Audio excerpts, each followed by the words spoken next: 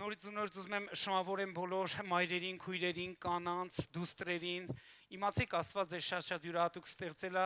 ու այսօր մենք լսենք խոսք, հավատում եմ, որ դա շատ կօգնի մեր յուրաքանչյուրիս, որ մենք կարողանանք իրականում մենք սկսում ենք այս մի ամսյակը, որ ընտանիքի մասին շատ ենք խոսելու ու խոսելու ենք թե Աստված ինչքան է կարևորում ընտանիքը, որ մենք իրապես էլ մենք կարևորենք ընտանիքը, կարևորենք մեկս մյուսին, կարևորենք մեր սերունդները, կարևորենք այն ձև ոնց որ Աստված է կարևորում։ Երբ որ ես ու դու սովորենք այնպես կարևորել, ինչպես Աստված է կարևորում, հավատացեք, որ մենք շատ բան կտեսնենք, փոփոխություն կտեսնենք, արթնություն կտեսնենք, ազդեցություն կտեսնենք, որտեղ Աստված հետաքրքրված է, որ ոչ թե մենք մեր հասկացած ձևով կառուցենք ընտանիք, այլ մենք իր ձևով ընդունենք ընտանիքի պատվերը եւ այդ ձև կանգնենք ընտանիքի համար։ Հալելույա։ Մենք ամեն մեկս յուրով ինչ որ ձևով արժեքներ ունենք մեր ծնողներից սովորած, մեր ազգատոհներից սովորած, ու մենք այնպես ենք անում, որ մեր ընտանիքների համար կանգնում ենք, որտեղ մեր մեջ այդ արժեքները կան, մեր համար ընտանիքը կարևոր է, երբ որ միտեղ խնամա մի օր ինձ կանչեցին խնամախոսության, ոչ թե խնամախոսության, գալիս են պետք է աղջիկ ուզեին, ու ես պետքա տեղ ներկա լինեի։ Մայքին ու այդ բա ամեն առաջի բաներից մեկի ես սենց ասեցի, դե ուզում ես ինչ-որ մի արժեք ներկայացնես, ասում ես մենք ընտանիք սիրող մարդ ենք, դուք ոնց եք։ Փեսային եմ ասում, էլ այդ տղուն եմ ասում։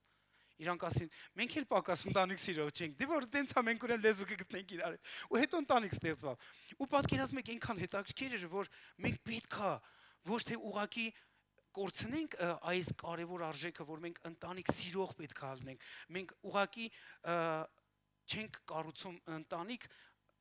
վերացական հասկացողություններ։ Մենք պետք է իմանանք, որ Քրիստոս ընտանիքի տերն է, ընտանիքի մեջ է, ընտանիքի հեղինակն է։ Նա է մեկնարկ տալիս ընտանիքին, դրա համար մենք իր հետ գործ ունենք։ Այսօր մենք կլսենք, որ ընտանիքի մեջ Քրիստոսը ով է եւ Քրիստոսի ներկայությունը մեր ընտանիքներում, Քրիստոսի ուշադրությունը մեր ընտանիքների նկատմամբ։ Մենք այս թեման ենք այսօր իրար հետ նայելու ու հավատում եմ, որ դա շատ օրհնություն է լինելու ձեզ համար։ Հալելույա։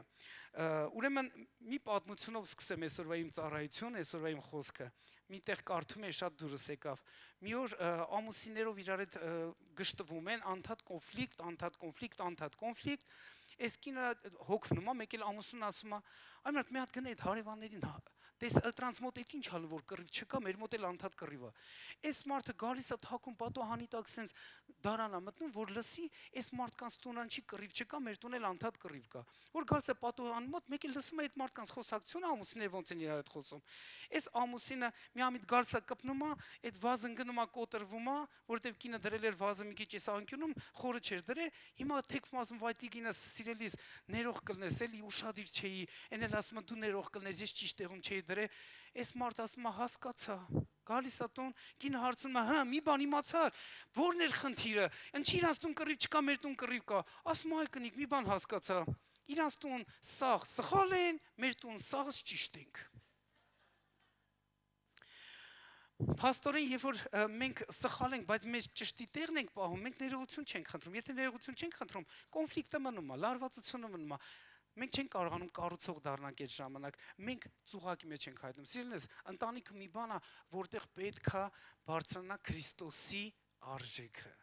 Լավ, մենք այսօր դրա մասին ենք խոսելու։ Ուրեմն, եկեք ուշադրություն դարձնենք հենց սկզբից, որ Աստված երբ որ մարդուն ստեղծեց, հազար ու մի հավես ուրախություն էր վերապրում, երբ որ մարդուն ստեղծում էր։ Մենք պատմությունը գիտենք, բայց ուզում եմ կարդամ ձեզ համար։ Երբ որ Աստված ստեղծեց երկինքն ու երկիրը, ամեն ճոխությունները, որ մենք կարդում ենք առաջի գլխում, մեկ էլ հանկարծ հանդիպում ենք 26-րդ խոսքում առաջի գլխի, որ ասում է եւ Աստված խորհրդի նստավ Հիսուսի հետ, Սուրբ Հոգու հետ, իրար հետ խորհրդակցում են, ասում են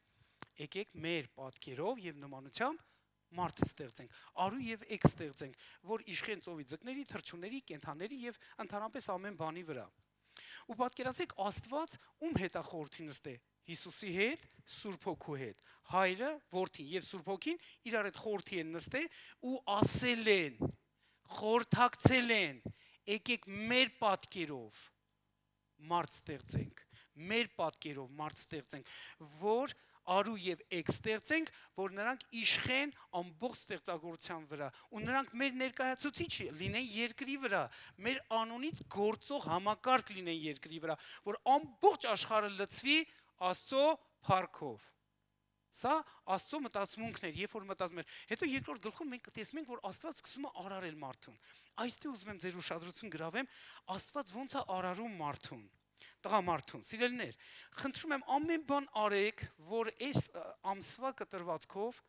ձեր ընտանիքների համար առաջինը աղոթ կանեք, մենք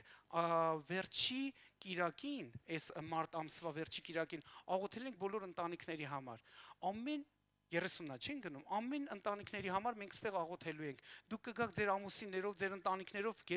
անգամ գերդաստաններով հանդերձ կգաք ստեղ, ու մենք ձեզի կաղոթենք, կօրհնենք, կարծակենք Տիրոջ նպատակները ձեր ընտանիքների համար։ Ամեն։ Մենք այսպիսի հետաքրքիր ուղղություն ունենք ու հավատում եմ, որ Աստված դրա մեջ կանգնած է, որովհետև ինքն է այս ամենի հեղինակը։ Սա մեր ցանկությունը չի, որովհետև գիտենք դա մեր խելքի բանը չի, այլ իր խելքի բանը։ Դրա համար մենք իրան հետևելով պետք է այս ամենը ակտիվացնենք։ Լավ, եկեք ուշադրություն դարձնենք երկրորդ գլխում, երբ որ Աստված սկսում է արարել։ Եվ Տեր Աստվածը հողի փոշուր շինեց մարդը եւ նրա ռնգած մեջ կենթանության շունչ փչեց եւ մարդը կենթանի հոգի եղավ։ Ուշադրություն եղեք, որ երբ որ ինքը ստեղծեց մարդուն, իր ներքնաշխարհի կյանքը, շունչը, այդ կենարար ճոխությունը նա շնչեց մարդու մեջ ու մարդը կենթանացավ, կենթանի հոգի դարձավ Աստծո պես։ Ոնց որ Աստվածը կենթանի հոգի, Աստված այդ կենթանության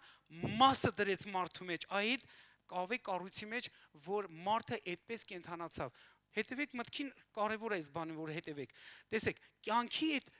մեծությունը, ճոխությունը, որ Աստծո մեջ էր, հանկարծ այդ փչելու միջոցով ռնգած մեջ եկավ, մարդը սկսավ կենթանանալ, նա դարձավ Աստծո պես կենթանի էակ։ Աստծո պես, պատկերացեք, Աստծո պես կենթանի էակ դարձավ, ինքը Աստված չդարձավ, բայց Աստծո պես կենթանի անձնավորություն դարձավ։ Սա շատ կարևոր միտք է։ Եվ ասում է Տեր Աստվածը արևելքի կողմ Եդեմի մեջ մի պարտեզ տնկեց եւ իշ շինած մարդուն դրավ այնտեղ։ Աստծո ճոխության հասկացողությունն է բացում, որովհետեւ Եդեմական պարտեզը ինքը ստեղծեց, մարդուն չստեղծեց ու բրախեց, ասեց գնա ոնց ուզում ես ապրի։ Նա ճոխության մթնոլորտ ստեղծեց, որ մարդուն դնի, դա արքայության խորհուրդն է, որ Աստված ուզում է, որ մարդը արքայության խորհրդի մեջ ապրի, արքայության ճոխության մեջ ապրի։ Դրա համար Եդեմական պարտեզը այդ արքայության իրականության մասին տեղեկություն է երկրի վրա։ Մենք հաճախակի մտածում ենք, որ դա ֆիզիկական համակարգ է, իհարկե ֆիզիկական է, բայց դրա գլխավոր նպատակը, որ երկնքի իրականությունը մարդը իր կողքը ունենալով կամ դրա մեջ ապրելով տարածվեր այս աշխարհով մեկ։ Դա շատ կարևոր է։ Երբ որ տնկեց մարդուն այդ Եդեմական պարտեզի մեջ, Եվ Տեր Աստվածը ասում է բուսրեց երկրի ամեն ծառերի տեսնելու հաճելի, ուտելու քաղցր եւ պարտեզի մեջ տեղը կենաց ծառը դրեց։ Ուշադրություն դարձեք, որ առաջինը ինչն է շեշտադրվում, ստեղ որ կենաց ծառը դրվեց պարտեզի մեջտեղում։ Այդ նշանակում առաջին ֆոկուսը մարդու կենաց ծառի վրա էր։ Սա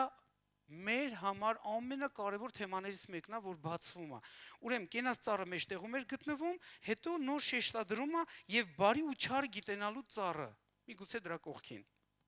Եվ մի գետ էր դուրս գալիս Եդեմից, պարտեզից ջրելու համար եւ այնտեղից բաժանվում էր 4 կողմի։ Սիրելիներս, այդ մի գետը դա Աստծո հոգու գետն է, որ Աստծո հոգու գետ բաժանվում է 4 մասի ու ամբողջ երկիրը պետքա ողողվի Աստծո փառքով։ Դրա համար մենք տեսնում ենք, որ Եդեմական պարտեզից այդ մի գետի գաղափարը դա Սուրբ Հոգու ջրերի գաղափարն է։ Քեզանից պետքա մի աղբյուր դուրս գա։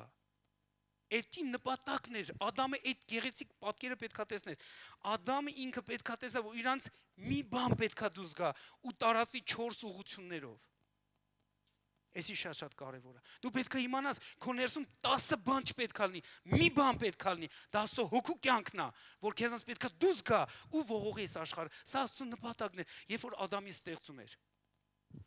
Երբ որ իրան ստեղծեց, իրան այս գեղեցիկ պատկերն է ցույց տալիս։ 15 խոսքից եմ կարդում։ Եվ Տեր Աստվածը առավ մարդը եւ դրավ Եդեմի պարտեզում, որ նա նրան մշակի եւ պահե։ Պատասխանատվության ճոխությունն է բացվում։ Աստված մարդուն գործընկեր է սարքում, որ ինքը ինչ որ ստեղծում է, մարդուն է վստահում, որ մարդը այդ ամեն ինչը պահի, բեճարի, տիրություն անի։ Ստեղ խորհուրդներ կան, որ երբ որ քեզի ընտանիք է տրվում, դու պետքա պահես, բեճարես եւ տիրություն անես, որտեւ դա Եդեմի պես մի բան է, որ քեզ տրվում է։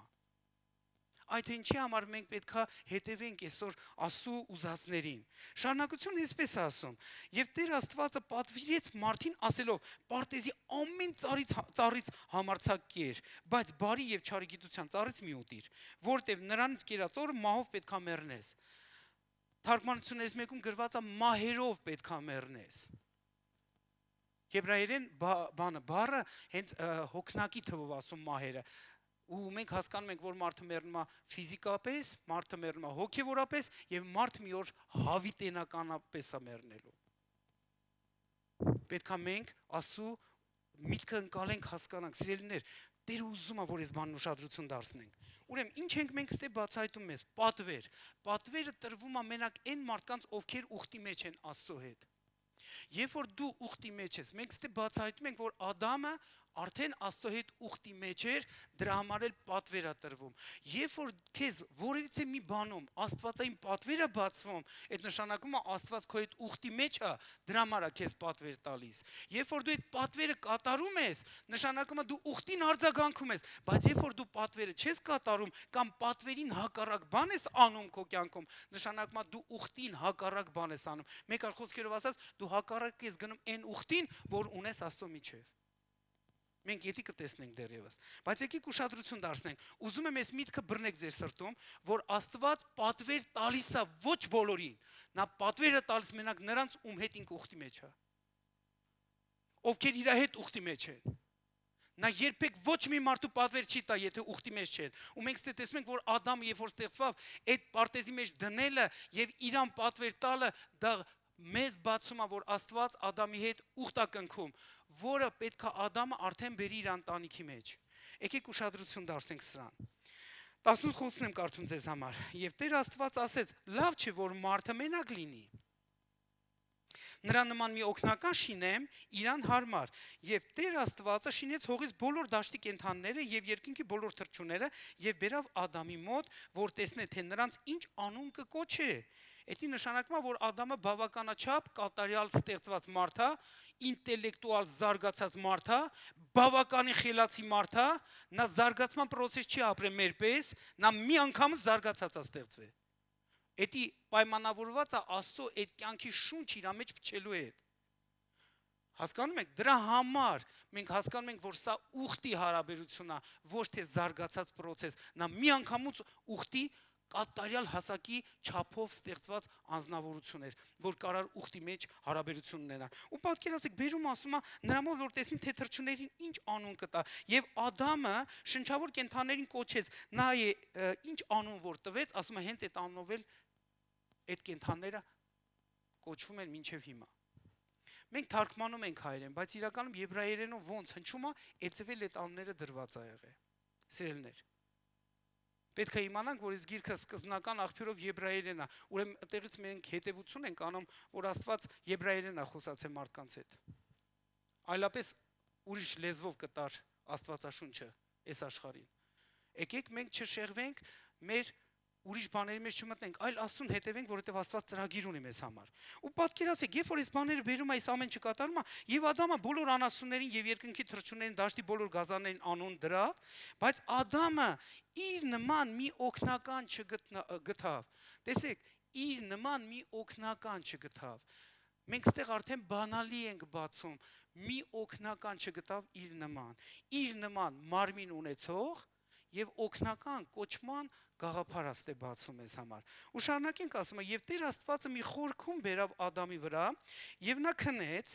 եւ նրա կողքի ոսկորից մեկը առավ եւ նրա տեղը միս լցրեց, եւ Տեր Աստվածը այն կողի ոսկորն, որ Ադամից վեր առավ, մի կին շինեց եւ նրան բերավ Ադամի մոտ։ Զարմանալի բան ենք մենք տեսնում, որ այնպես ոնց որ Ադամն է ստեղծված, այդպես կինը չի ստեղծված։ Ադամը ինքը հողից ստեղծված, Աստծո կյանք եկավ իր մեջ, բայց երբ որ Աստված Ադամից հանեց այդ կողմը ու լիովին նոր ստեղծագործություն արեց, սա այն գաղտնիքն է, որ օրից մի օր երկրի վրա եկեղեցի է ծնվելու։ Լսում եք, սա այն գաղտնիքն է, որ օրից մի օր երկրի վրա եկեղեցի պետք է ծնվի։ Դրա համար, երբ որ ես ու դու տեսնում ենք, որ լիովին նոր բան արարում մի հատ ոսկոր կողքից հանելով, ու ոչ մի բան չի նկարագրված, թե ինչ ձևով ձևավորեց, սա հենց այն գաղտնիքն է, որ Աստվածաշունչը ասում է, որ Հիսուս իր մեջ կրում էր եկեղեցին ու օրերից մի օր այդ եկեղեցին ծնվավ։ Դա հարս եկեղեցին է, դա եկեղեցին է, դա ես ու դու ենք։ Պետքա մենք խորագետ լինենք, պետքա տեսնենք, թե ինչ լավ բան է Տեր ուզում ցույց տա մեզ։ Ու գիտեք, երբ որ էդի բերեց Ադամի մոտ, Ադամը նարկոզից դուրս եկավ։ Կարելի ասել, ես առաջին նարկոզն էր։ Մարդը քնեց խորոքում, չհասկացավ իր այդ ինչա կատարվում, Աստված վիրահատություն արեց, այդ տեղը միս լցրեց, փակեց, ու Ադամը որ ելավսկի չնկատեց էլ, որ իր հետ վիրահատություն է եղել։ Իր կողքը փակ է, ոչ մի բան չի երևում, բայց ինքը արդեն ուրիշ մեկին է գտնում այդտեղ, դա Եվան ալնում։ Եկեք կարդան 21-ը։ Եվ Տեր Աստվածը այս ամեն ինչ անելուց հետո, եւ Տեր Աստվածը այն կողի ոսկորը, որ Ադամից վերարավ կինը ստեղծեց, 23 խոսքը, եւ Ադամը ասեց, բերեց Ադամի մոտ, եւ Ադամ ասեց. Սա հիմա ոսկորը իմ ոսկորից եւ մարմինը իմ մարմնից, սրան կկոչեն կին։ Ինչ հարցերով էր Աստված հետաքրքրված էր, որ օգնական ստեղծեր, հարմար մեկին ստեղծեր, մենք հարմարությունը տեսնում ենք մարմին ունեցող, ոսկոր ունեցող, միտք ունեցող, շունչ ունեցող, եւ անել էր կատարյալ ստեղծված, կատարյալ հասակի պես, ոչ թե նորից զարգացման process պետք է ապրեր, նա կատարյալ կին էր ստեղծված։ Ամեն առումներով նա զարգացման process չպետք է ապրեր, նա արդեն զարգացած է ստեղծվում։ Հասկանում եք։ Իմաստությունով աստեղծում, ամեն ինչով։ Ու մենք տեսնում ենք, որ Աստված այս ամեն ինչի մեջ ճոխություն է բերում։ Ուրեմն, երբ որ Աստված Ադամ իրար հետ շփվում էին, հաղորդակցվում էին, սա Ադամի ամենակարևոր, դրա համար տղամարդը ինքը հանդիսանում է Աստված մարդ հարաբերության ոնց որ առաքյալ է այս աշխարհի մեջ։ Լսեցիք։ Տղամարդը ոչ թե նրանով է կարևոր, որ առաջինն է ստեղծվել, այլ իր առաքելությամբ է կարևոր, որ առաջինն է ստեղծվել։ Իր առաքելությունը դու պետք է հասկանաք, ամեն մի տղամարդ այս աշխարհում առաքելությունն, իր առաքելությունը Աստծո փառքը բերի երկրի վրա։ Սա Աստծո ծրագիրն է եղել ամեն մի տղամարդու համար։ Իսկ կանայք ինչ առաքելության գաղափար են իրանց հետ բերել, կամ ինչ առաքելություն են իրանց հետ բերել այս աշխարհի մեջ, դա ընտանիքն է։ Կնոջ հետ ընտանիքի հասկացողությունն է եկես աշխարհի մեջ, հորիզոնական հարաբերությունն է եկես աշխարհի մեջ։ Մենք տեսնում ենք, որ կնոջ միջոցով Աստված ինչ անում, ընտանիք է ստեղծում։ Այսինքն, երբ որ կին եղավ, տղամարդու կին իրար հետ ընտանիք դառան։ Ճիշտ է։ Ու մենք ստեղից բացահայտում ենք Աստծո գեղեցկությունը, որ երբ որ ինքը կնոջը ստեղծեց այս աշխարհի մեջ, նա օգնական ստեղծեց, հարմար մեկին ստեղծեց եւ ընտանիքի հորիզոնական այս գեղեցկությունը ստեղծեց այս աշխարհի մեջ։ Սա ինչի է կարևոր, որ ես ու դու իմանանք, որ հետո կտեսնեք ինչի համար այդքան լարվածություններ, այդքան բաժանություններ, այդքան կոնֆլիկտներ, այդքան վնասաբեր բաներ, որ իդում է ընտանիքների դեմ, որ ընտանիքներ չստեղծվեն, որ ընտանիքներ չկայանան, որ ընտանիքները չհաջողվեն, պատճառ կա դրանց, սիրելիներ, եկեք ուշադրություն դարձնենք։ Երբ որ Ադամը իր հիացմունքը արտահայտեց, ասում է այսպես, ասում է, որտեվ սա մարդից առնվեցավ, սրա համար մարդ կթողնե իր հայրը եւ իր մայրը եւ կհարե իր կնոջը եւ մեկ մարմին կլինեն, եւ նրանք երկուսը մերկ էին, Ադամը եւ իր կինը, եւ չէին ամաչում։ Որտեվ Աստծո փառքն էր իրանց վրա, որտեվ իրանք հայացքներ իրանց վրա կենտրոնացած չէր, իրանք իրար նայում էին, բայց Աստծո գեղեցկությունն էին տեսնում իրար մեջ։ Դրա համար իրանք չէին տեսնում այն ինչ որ մենք ենք հիմա տեսնում, ու դրա պատճառով ինչ որտեղ գլուխներս կախում ենք, ամաչում ենք, ինչ որտեղ խայտարակվում ենք, ինչ որտեղ վնասվում ենք։ Մարդիկ ուզում են իրանց մերկություն հանեն այս աշխարհին ցույց տան, առանց հասկանալու, որ այդ իրանց փչացնելու է։ Սիրելիներ, ուզում եմ, որ դուք իմանաք, իրանք մերկ էին, բայց իրանք չէին ամաչում, ինչու, որտեվ իրանք չունեին մեղքի գիտակցություն, որ ամաչեին, նրանք Աստծո փառքով, Աստծո գեղեցկությունն էին մենակ տեսնում այդ ամեն ինչի մեջ, Աստծո մեծությունն ու ճոխությունն էր բացվում այդ ամեն ինչի մեջ, որտեվ դա կոչվում է ընտանիք, դրա համար այդ մերկությունը մենակ ընտանիքի համար է եւ ոչ մեկի համար։ Դրա համար ընտանիքից դուրս ամեն մի մերկությունը դա չարություն է դառնում հետագայում։ Դրա համար մենք տեսնում ենք, որ այդ մերկությունը մենակ ընտանիքի համար է, դրա համար իրանք չէին ամաչում, ոչ մի վնասաբեր բան դրա մեջ չկար, դա Աստծո գեղեցկությունն էր, որ բացում էր։ Սիրելիներ, եկեք ուշադրություն դարձնենք, որ տղամարդը իր հետ իրականում Աստված մարդ հարաբերությունը բացեց այս աշխարհում եւ այդ ուղղահայաց հարաբերության առաքյալն է դառնում այս աշխարհում։ Իսկ կինը ընտանիքի հասկացողությունը իր հետ բերում այս աշխարհի մեջ եւ հորիզոնական հարաբերության հիմքն է եւ հիմնադիրն է հանդիսանում այս աշխարհի մեջ։ Ու մենք տեսնում ենք, որ այս երկուսի առաքելությունները տարբեր են։ Ու ամենաանհեթեթ բանը, որ մեղքից հետո տեղի ունեցավ, գիտեք որն է, երբ որ տղամարդիկ մրցակցում են կանանց հետ, այդ մրցակցում են իրանց ամուսինների հետ։ Էսի ամենատարօրինակ բանն է դառնում։ Ոչ մեկի առաքելությունը նույնը չի, որ մրցակցեն։ Ոչ մեկի առաքելությունը։ Տղամարդը իր առաքելությունը, կինը իր առաքելությունն է, ու սրանց միությունը ընտանիք է կոչվում։ Այս ընտանիքը ունեն իրար հետ միասին իրականացնեն մեծագույն առաքելություն այս աշխարհի մեջ։ Աստծո փառքը Եդեմից տարածեն ամբողջ երկրագնդով մեկ։ Սա ճոխություն է, սիրելիներ, սա ընտանիքի գլխավոր նպատակն է բացվում։ Գլխավոր նպատակը ընտանիքի երեխա ունենալ, թորներ ունենալու հարցը չի։ Ընտանիքի գլխավոր նպատակը ի սկզբանե, որ Աստծո փառքը տարածվի, այդ Եդեմի փառքը տարածվի ամբողջ աշխարհով մեկ։ Ու այդ դրան պետքա մասնակից լինեին իրանց երեխեքը, դրան պետքա մասնակից լինեին իրանց ամեն սերունդները։ Դուք պատկերացնում եք, Աստծո բանն եմ ուզում, որ դուք տեսնեք, այս ճոխությունը Աստված ուզում էր, որ Եդեմական պարտեզից տարածվի ամբողջ աշխարհով մեկ։ Դրա համար պետքա իմանաս, քո տունը Եդեմի վայր պետքա դառնա։ Քո տունը կեղտոտ բաներով մի լցրա։ Քո տունը անշնորհ բաներով մի լցրա։ Քո տունը աշխարհիկ մթնոլորտով մի լցրա։ Քո տունը Եդեմ է, ինչով լցված է, էդ էլ դուրս է գալու ընտանիքից։ Այս հասարակության մեջ եղած ամեն մի կեղտոտություն դա ընտանիքից է դուրս եկե։ Խոսքն է այդպես ասում։ Ամեն կեղտոտություն այս աշխարհի մեջ ընտանիքից է դուրս եկե։ Ինչու՞, որտեղ ընտանիքը փչացավ, ընտանիքը կտրվեց Եդեմական պարտեզից, ընտանիքը կորցրեց իր առաքելությունը եւ մեկ ուրիշը դարձավ այդ ընտանիքների մեջ թելադրող եւ վնասող կողոպտող հանգամանք։ Դրա համար այն ամբողջ թույնը, որ դուք կարող տեսնեք հասարակության մեջ, դա օթից չի եկե։ Դա ամեն մեկի ընտանիքից է դուրս եկե այս հասարակություն։ Պետք է իմանանք, էսի որ հասկանանք, ինչի այդքան կարևորություն է Տերը տալիս ընտանիքները հաստատելու, ամրացնելու, զորացնելու, որ ընտանիքներից կյանքը դուրս գա եւ ոչ թե պղծությունը դուրս գա այս աշխարհ։ Ինչու՞, որտեղ պղծությունը մտավ ընտանիք, ուրեմն պղծությունը դուրս կգա այդ ընտանիքից սերունդների միջոցով։ Պատմությունն է այդպես ցույց տալի։ Լավ, եկեք մենք շարունակենք։ Ուզում եմ, որ դուք այսօր վերցնեք Աստծո սրտի ուղղվածությունը այսօր մեր այս ամբողջ ամիսվա համար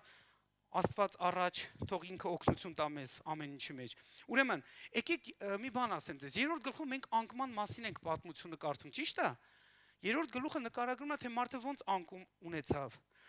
Պատկերացրեք 1-5 խոսքերը, Սատանան ինչ անում, հրահրում է մարդուն, որ մարդը հակառակ գնա պատվերին։ Հակառակ գնա պատվերին։ Սիրելիներ, ամբողջ խնդիրը տեղից է սկսում։ Երբ որ ես ու դու Աստծո պատվերին հակառակ են գնում, ամբողջ խնդիրը այս աշխարհում սկսում է տեղից։ Ու Սատանան հրահրում է Եվային, որ Եվան հակառակ գնա այն պատվերին, որ արդեն իսկ ունի Աստծուց, որտեվ Ադամը պատվերը փոխանցել է Եվային։ Երբ որ Եվան հակառակ է գնում, ինչ ենք մենք ստե տեսնում։ 6-ից 8 խոսքերում մենք տեսնում ենք, որ Եվան եւ Ադամը նրանք ակտ անելու միջոցով նրանք պատվերը քանդում են։ Ուխտը քանդում են, նրանք ուխտ ունեին Աստծո մեջ, ուխտի ամենակարևոր բանը բացահայտվում էր պատվերի միջոցով, ու երբ որ իրանք այդ պատվերը խախտեցին, իրանք քանդեցին իրանք ուխտը Աստծո հետ։ Շարունակենք։ 6-ից 8 խոսքերում գրված է, որ նրանք երբ որ երկուսը իրար հետ կերան, աչքները բացվավ։ Սկզբում Եվան կերավ, աչքը չբացվավ, բայց խաբկանքը էդ էր, որ երբ որ Եվայի աչքերը չբացվավ, ինքը մտածեց, որ Աստված սուտ է խոսում երևի։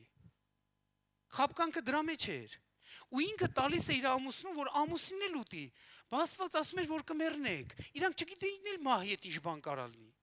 Երբեք մահի հետ առնչություն չեն ունեցել իրանք, որ հասկանան, էդ ինչ գույն ունի, էդ ինչ ձև ունի, էդ ինչ տեսք ունի, ու պատկերացեք հանկարծ Եվան ուտում է, ու տեսնում է ոչ մի բան իր հետ չի կատարվում։ Ու տես տալիս է իր մարդուն, հենց մարդը կերավ, երկուսի աչքերը բացվան։ Հենց մարդը կերավ, երկուսի աչքերը բացվան։ Ինչ մենք տեսանք ստեղ, որ Ադամը ուխտի հարաբերությունը պետքա տարածել այս մյուս ուխտի հարաբերությունների մեջ, որտեվ սա էլ է ուխտի հարաբերություն, ընտանիքում եղած հարաբերությունն էլ է ուխտի հարաբերություն։ Այս դեպքում ընտանիքի հեղինակը Աստված է, բայց երբ որ Աստված չի ընտանիքի հեղինակը, որևիցե մարդկանց կյանքում, որ մարդիկ իրար հետ ապրում են, բայց առանց իրար հետ ուխտ ունենալու, սա կոչվում է շնություն։ Աստծո էլեմենտ ընտանիքում հաստատում է, որ դա ընտանիք է։ Աստծո էլեմենտի բացակայությունը ընտանիքից դա համարվում է շնության համակարգ, որտեղ մարդիկ շնությամբ են զբաղված։ Կարան 20 տարի իրար հետ ապրեն, հայրություն ճանաչեն, բայց ամեն մի օրինական փաստի բացակայության պատճառով այդ ընտանիքը համարվում է անօրինական ընտանիք։ Երեխեքը ծնված են շնության հետևանքով։ Աստված թեկուզ այդ երեխեքին կյանք է տալիս, բայց դա կոչվում է վտանգավոր վիճակ։ Դրա համար ենք մենք այսօր խոսում Աստծո տեսանկյունից ոնց է դա, որ մենք այդ տեսակետին ձգտենք ու այդ տեսակի համար կանգնենք։ Հալելույա։ Դու կարող եք մեկ-մեկ ամեն էլ ասել։ Մի խառնվեք իրար։ Մենք ուղղակի հիմք ենք դնում այսօր, որ ես ու դու կարևոր բաների հետ գործ ունենք։ Հետո մենք տեսնում ենք Աստված հանդիպման է գալիս այս մարդկանց հետ։ Երբ որ հանդիպման է գալիս, Ադամին ասում է՝ «Ուր ես»։ Առնվազն 5 բան ակտիվացավ, երբ որ Ադամն ու Եվան իրանք խախտեցին Աստծո պատվերը եւ ուրիշներին լսելով կպան օտար բանի։ Մեկ այլ խոսքերով ասեց պատվերը խախտեցին։ Սիրելիս 5 բան մի անգամից ակտիվացավ։ Առաջին իրանք տեսան, որ իրանք մերկ են ու ամաչեցին իրարից։ Դրա համար այդ օրվանից սկսած այդ տարօրինակ ամոթը մտավ ամուսնական կյանքի մեջ ու մարդկանց փչացել էս բառից բուն իմաստով։ Ամուսիններ իրարից կարան ամաչեն ու իրար հետ սեքս չունենան։ Էդի այդրա հետևանքն է։ Լսեք, երկրորդ բանը նրանք թաքնվեցին։ Երրորդ բանը նրանք վախեցան։ Չորրորդ բանը նրանք ինքնարդարությամբ զբաղվեցին։ Հինգերորդ բանը նրանք մեղադրեցին վերջի վերջո Աստծուն, որ դու էիր իրանց ստեղծել, որ դու էիր իրանց ստեղծել։ Ինքնարդարացում 5 բան մի անգամից ակտիվացավ այդ աննազանդության պատճառով։ 5 բան։ Ու մենք տեսնում ենք, որ այդ 5 բանի պատճառում կար մեկը, որ հեղինակ էր դրա ակտիվացման, բայց դրանք կյանքի կոչողը Ադամն ու Եվան եղան։ Կարա սատանան քեզ հրահրի ինչ-որ բանի, բայց դու ես որոշում էդի անես թե չէ։ Դու պետք է միշտ իմանաս, չես կարա շարը գցես մեկ ուրիշի վրա։ Ինչ որ քո կյանքում կտրվում է, դա քո ընտրությամբ է կատարվում։ Ամեն լավն էլ ու ամեն վատն էլ։ Ոչ մեկ չի կարաս ինձ ինչ որ մեկը բրթեց այդ բանին։ Այն պատմությունը չհիշեցնեմ ձեզ։ Մեկը ասեց, ով որ մտնի այս բասեինը ու լողալով անցնի, ես իմ աղջկան իրան կին կտամ, $1 միլիոն էլ իրան փող կտամ։ Բանից սպասում էր այդ բասեինի մեջ շնաձուկ կա։ Ու հանկարծ մեկը գցվում է ու լողալով էթում է, այն կողմից դուրս է գալիս ու ծափարում են։ Ընտանիքի հարց լուծվա մի անգամուց, ֆինանսերի հարց լուծվա մի անգամուց։ Մեկ էլ իրան ասում, բա ոնց խիզախություն հավաքեցիր։ Ասում է, չգիտեմ խիզախություն ոնց հավաքեցի, բայց ով որ բրթեց, ինձի գցեց այդ ջուրը։ Ես դրա հարցերը պետք է լուծեմ։ Հիմա որ ընկել ենք պետք է քաշենք, դուրս գանք, չմնանք դրա մեջ։ Եթե դու ընկել ես այս մեղավոր աշխարհի մեջ, չպետք է մնաս դրա մեջ։ Հիսուսը կյանք ունի։ Դրա համար մենք պետք է Հիսուսի օգնությունով դուրս գանք մեղքի աշխարհից։ Որտեւ ինքը այդ գինը վճարել է մեզ համար։ Հալելույա։ Լավ, եկեք շարունակենք։ Երբ որ այս հանդիպումը տեղի է ունենում, եկեք ուշադրություն դարձնենք Աստված ինչ է խոսում Օծի հետ։ Երբ որ Օծին ասեց, «Այն բանի պատճառով, որ դու էսի արեցիր, ես սենց եմ վարվելու քո հետ»։ Ու տեսեք, կարդում եմ այդ խոսքը ձեզ համար, ուրեմն 3:14-ը ասում է այսպես. «Եվ Տեր Աստվածը ասեց Օծին, որովհետև արիր այս, դու անիծյալ լինես բոլոր անասուններից եւ դաշտի բոլոր կենդաններից»։ Ինքը չի ասում, դու ինչ էդի արեցիր։ Նա իրան արդեն ասում է, ես գիտեմ ով ես դու, այն բանի պատճառով որ դու էսի արեցիր ես ընտանիքի դեմ ու այդ կնոջ վնասեցիր ու այդ կինն էլ իր հերթին ընկավ այդ ծուղակի մեջ, ես քո հետ գործ եմ բռնելու, քո գլուխը ջախջախելու համար։ Եկեք տեսնենք ինչ է կատարում։ Ասում է անիծյալ լինես դու բոլոր անասուններից եւ դաշտի բոլոր կենդաններից, փորիդ վրա սողաս եւ հող ուտես, հա, քո կյանքի բոլոր օրերում։ Դրա համար այստեղ այս հող բառը ուշադրություն դարձրեք, մարդը ինչից է ստեղծվել, հողից է ստեղծվել։ Ու քո ամեն մի մեղքը, որ դու թույլ ես տալի քո կյանքում, դա սատանայի համար կերակուր է։ ամեն մի մեղքը, որ դու թույլ ես տալի, դա իր կերակուրն է։ Երբ որ ինքը ասում է հող ուտես քո բոլոր կյանքի օրերում, դա նշանակում է ինչքան դու մեղք ես թույլ տալի քո կյանքում, այնքան դու դրանով կերակրում ես սատանային, որ ինքը քո վրա ազդեցություն ունենա։ Ուշադրություն դարձնենք սրան։ Հիսուսը մեզ ազատել է մեղքից, որ ոչ թե մենք նորից մեղավոր կյանքով ապրենք, հələ մի հատ սատանային կերակրենք մեր կյանքում։ Էսի շատ կարևոր է։ Շարունակությունը, սենց ասում։ Եվ ես թշնամություն եմ դնում քո եւ կնոջ մեջտեղը, քո սերունդի եւ նրա սերունդի մեջտեղը։ Նա քո գլուխը ջախջախ է եւ դու նրա գարշապարը խայթես։ Ու սա արդեն մարգարեությունը Հիսուսի մասին, սիրելիներ։ Այս մարգարեությունը, որ մենք կարդում ենք ստեղ, Եվայի հետ կապ չունի։ Երբ որ ինքը ասում է կնոջ սերունդը դուրս գա ու քո գլուխը ջախջախի, դա Եվայի հետ կապ չունի։ Որտեւ Եվայից դուրս եկած սերունդը տվեց աղբորը սպանեց։ Ու մենք տեսնում ենք, որ Աստված ինչ գործունեություն է ծավալում։ Մենակ այն բանի պատճառով, որ դու կնոջը կպար, լսեք ինչ եմ ասում։ Մենակ այն բանի պատճառով, որ դու կպար կնոջը, ու կնոջը օգտագործեցիր այդ թույլ տկար անոթին, այսպես ասենք, հա, կպար իրան, ես հենց իրա միջոցով ջախջախելու եմ քո գլուխը։ Իրա միջոցով սերունդ բերելով այս աշխարհում, իրա միջոցով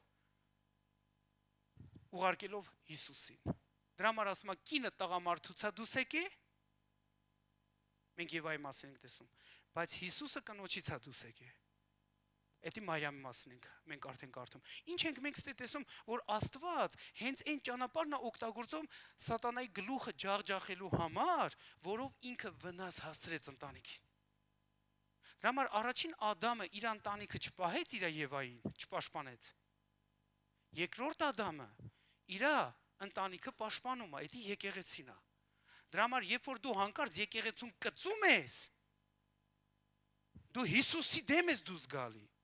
Դու պետք է շատ զգուշ լինես, որտեվ դա քարեշինություն չի։ Դա մարդիկ են, որ ծնված են Աստծուց, դա սեփականություն, պատկանելություն ունեցող ժողովուրդ են։ Մենք պետք է լավ գիտակցենք, մենք ով ենք, մենք կանչված չենք խոսալու Աստծո ժողովրդի դեմ, մենք կանչված ենք օգնելու, որ Աստծո ժողովուրդը իր ընթացքի մեջ կարողանա ապրի աստվածային կյանքով եւ ինչի համար որ ինքը կանչված է։ Դրա համար դու պետք է շատ զգուշ լինես։ Հիսուսը իր ընտանիքի համար շատ նախանձավոր է։ Ոնց որ Ադամ իր ընտանիքի համար նախանձավոր չեղավ, Հիսուս իր ընտանիքի համար շատ նախանձավոր է։ Թեպետև հլը նշանված վիճակում է, ով որ եկեղեցուն կպնում է, հավասար է որ բանն է կպնում։ Ու հիմա պատկերացեք, Ադամը չպաշտպանեց Եվային։ Ումից սատանայից։ Նա չպաշտպանեց։ Նա պետքա պաշտպաներ։ Ոնց պետքա ինքը պաշտպաներ։ Ասեր սխալ ես արի որ կերել ես էդի։ Ու ինքը պետք է Աստծո պատվերի հետ ավելի շատ աշխատեր, քան թե Եվայի առաջարկած տարբերակին։ Ու այստեղից է գալիս հաջորդ բաները, որ մենք պատիժ ենք տեսնում, կնոջ վրա ազդեցություն ենք տեսնում, ու այդ օրվանից սկսած սիրելիներս ուզում եմ ասեմ ձեզ, որ այդ օրվանից սկսած, այս օրվանից, այս մարգարեության պատճառով, քանի որ սատանան չգիտեր ով է լինելու կնոջից ծնվածը, իր ամբողջ թշնամությունը եւ իր ամբողջ վնասաբեր բանը տարածում է կանանց վրա։ Ոնց է տարածում, ինքը բոլոր ժամանակներում, պատմության բոլոր էջերում, կամ կնոջը աստվածացնում է, որ կուրքի ստատուս ստանա այդ կինը, որ սաղ իրան պաշտամունքի առարկա սարքեն, ու դրա պատճառով ինքը լավ գիտի, որ եթե մեկը կուրք դառավ, Աստված իր այդ գործ չի բռնելու։ Ուրեմն այդ ծնվածը չի գա, ու ամեն բան անում էր, որ կնոջը պաշտեն կամ կնոջը անարգեն, արժեքազրկեն։ Լսում եք։ Ու մենք տեսնում ենք ամբողջ պատմության ընթացքում կանայք միշտ երկրորդ սորտի մարդ են համարվե կամ պաշտամունքի առարկա են դառը։ Ինչու՞։ Հարց է ծնվում։ Այս խոսքի պատճառով, որովհետև կնոջից ծնվածը պետքա ջախջախի իր գլուխը։ Այդ ինչի համար մենք ամբողջ պատմության մեջ տեսնում ենք այդ ամեն արտահայտությունները, դե կնոջը պետքա սենց անել, պետքա նենց անել, ու ամեն անգամ որ հանկարծ քրիստոնյաներն են իրանց սենց անհեթեթ բաներ թույլ տալի, հասկանում են որ մենք լավ չենք հասկանում ինչ է անում Աստված, Աստծո գործը պետքա լավ հասկանանք։ Սիրելիներ, Աստծո գործը շատ կարևոր է, ու երբ որ ես ու դուք տեսնում ենք որ ամբողջ այդ թշնամությունը որ արձակվում է, ամենաառաջինը արձակվում է կնոջ կերպարի դեմ։ Դրա համար կանանց օգտագործում են անարակության մեջ, կանանց օգտագործում են թագավորներին գցելու մեջ, կանանց օգտագործում է սատանան, ամեն չար բան է աշխարհում ակտիվացնելու համար։ Ինչու՞։ Մենք չենք պատկերացնում, այդ բանը գալիս է չարից, չարը փչացնում է կնոջ սերունդը, կնոջ կառույցը, մի բանի համար, որ այդ մեկը չծնվի։ Դրա համար ստե կինը չպետք է նայ, որ ինքը ինչքան կարևոր է, պետք է առաքելությունը հասկանաս քո։ Տերը ուզում է, որ դու քո առաքելությունը լավ իմանաս։ Դու կանչված ես օգնելու այն մեկին, ում կողը կանգնելու ես օրերից մի օր։ Պատկերացեք, եկեղեցին այսօր օգնում է Հիսուսի կողը կանգնելով ում։ Հիսուսին, որ Հիսուսի նպատակը այս աշխարհի մեջ մինչև վերջ իրականություն դառնա։ Մենք պետք է այս բանը բռնենք։ Սիրելիներս, երբ որ կնոջ մասին, որ sense մի քիչ նայում ես Աստվածաշնչի մեջ, ամբողջ Աստվածաշունչը կնոջ կերպարը համեմատում է, ոնց որ Ադամի համար Եվան, այտենց էլ Հիսուսի համար եկեղեցի։ Ադամը իր Եվային չկարացավ պաշտպաներ, որտեվ ընկան ծուղակը, բայց Հիսուսը ինքը այդ Եվայի համար գինա վճար է։ Դրա համար պաշտպանում է։ Նա գինա վճար է, նա պաշտպանում է իր Եվային։ Մենք ինչ ենք սովորում Հիսուսից, այդ վերաբերմունքն ենք սովորում, ոնց պետք է մենք վերաբերվենք մեր տներում եղած, ասենք կանանց,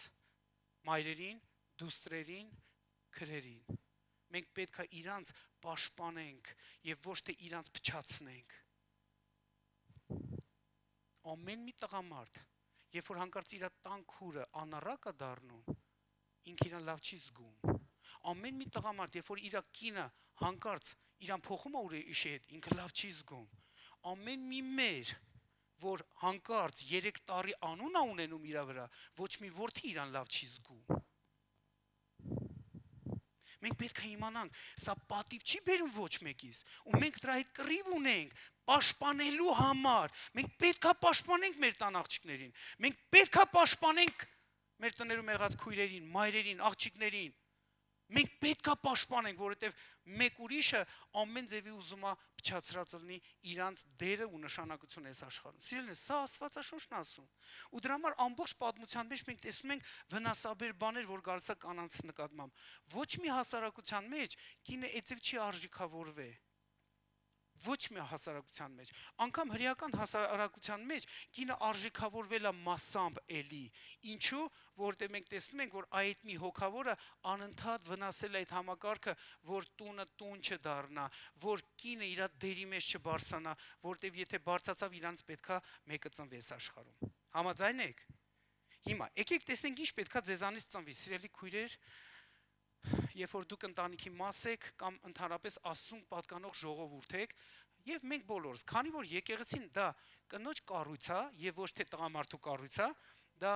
մարմինը մարմնից եւ ոսկորը ոսկորից։ Հիսուսը տղամարդն է, եկեղեցին դա հարսն է, կնոջ կառույցն է։ Մեզ համար տղամարդկանց համար մի քիչ էսի դժվար է ընկալել, որ մենք հարսենք։ Բայց ինչևէ պետք է հասկանանք։ Եթե եկեղեցու ենք, ուրեմն հարսենք։ Այդ նշանակում է, որ մենք մեր դիրքը պետք է լավ ընկալենք, մենք պատկանելություն ունենք հարսի պես, մենք պատկանելություն ունենք օգնականի պես, մենք պատկանելություն ունենք այն մեկին, ումը մենք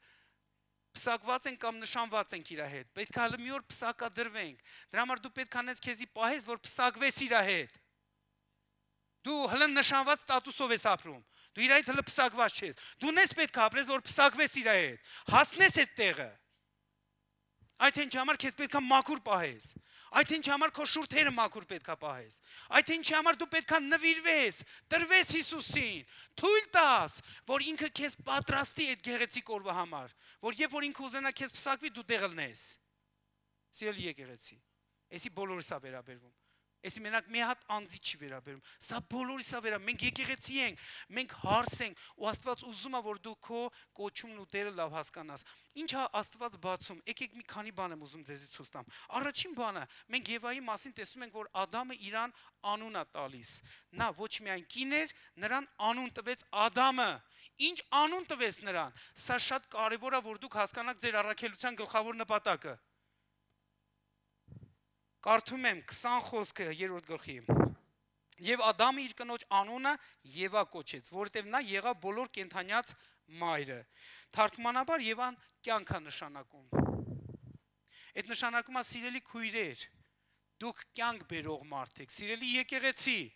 մենք կյանք բերող մարդ ենք։ Մենք իսկ դրա համար ենք ստեղծված։ Մեզանից մահ չպետք է գա այս աշխարհ, մեզանից կյանքը պետք է գա այս աշխարհ։ Դու պետք է իմանաս քո առաքելության դերը։ Ոչ մի գեշ խոսք, ոչ մի մահաբեր խոսք, ոչ մի թունավոր խոսք քեզանից պետք է դուրս չգա, որտեղ դա թունավորելու է քո տունը։ Քո տունը Եդեմ այնտեղ կյանք պետք է դուրս գա։ Սա մեր առաքելության գլխավոր բանն է, ու մենք տեսնում ենք, որ Աստված մեր միջոցով ինչ է ուզում անի, ինչպես եկեղեցի, իր կյանքը բերես աշխարհի վրա, տարածի իր կյանքը այս աշխարհի մեջ։ Նույնը նաև բոլոր քույրերը, նույնը նաև բոլոր տղամարդիկ պետք է իմանաք, մեզանից կյանք պետք է դուրս գա։ Սա շատ կարևոր է։ Երբ որ Եվայից ծնվեց 3 որդի, առաջինը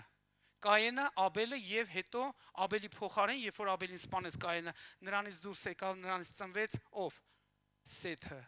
Սեթը նշանակում է թարգմանաբար հաստատել, նշանակել, նոր դիրք ապահովել։ Կայենը ջրեղեղի ժամանակ կորավ իր ամբողջ սերունդով։ Լսեք, եթե դուք Կայենի պես եք ուզում ապրեք մարմնավոր կյանքով, դուք շանս չունեք։ Երբ որ դուք մարմնավոր կյանքով ապրեք, դուք շանս չունեք։ Ուղղակի իմացեք, որ դուք շանս չունեք։ Շանս չունեք փրկության։ Ոչ մեկ շանս չունի, եթե մարմնավոր կյանքով ապրում։ Լինելով քրիստոնյա, բայց մարմնավոր ես ապրում, էլի շանս չունես։ Դու պետք է ուխտի հարաբերություններով ապրես։ Ամեն մի մարդ, որ քրիստոնյա է, բաշարնակում է մարմնավորապես ապրել, շանս չունի։ Գիտեք ինչի՞, որովհետև դու պետք է ուխտի հարաբերություն ունենաս։ Ուխտի հարաբերությունը քեզ պահում է սրբության ալիքի վրա, բայց երբ որ դու ուխտի հարաբերություն չունես, դու սրբության ալիքի վրա չես մնալու։ Մենք պետք է հիմանանք, էսի շատ կարևոր է։ Ուրեմն Եվան կյանք անում։ Դրա համար հետո եկավ Աբելի փոխարեն Սեթ։ Ինչ էր Աբելի անուն թարգմանաբար նշանակում? Աստծո այդ շնչառությունը, Աստծո շնչառություն։ Կայենը թարգմանաբար նշանակում է ձեռք բերված։